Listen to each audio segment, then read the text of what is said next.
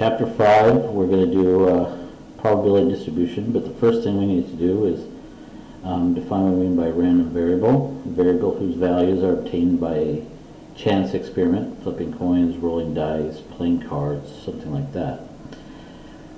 So let's use an example to kind of explain everything. So let's suppose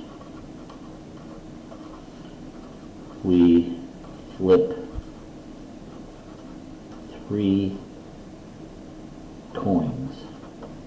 Okay, so first question we will do is define what we mean by a random variable. So let's do it in English. X is the number of heads.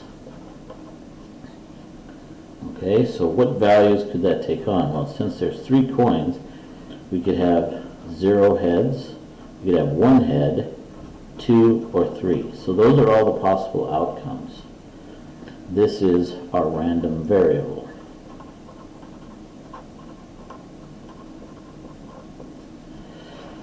Okay, now the next thing is the probability distribution.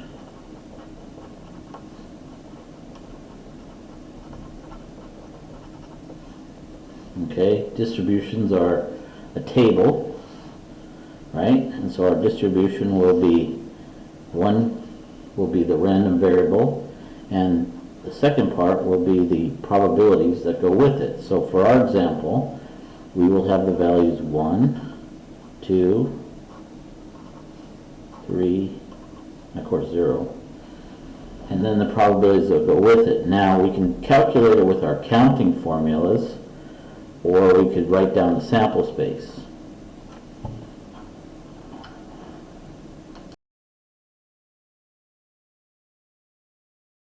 Okay, so now that we have our sample space, we can see the probabilities. If there's 0 heads, we're down here, we have 1 out of 1, 2, 3, 4, 5, 6, 7, 8.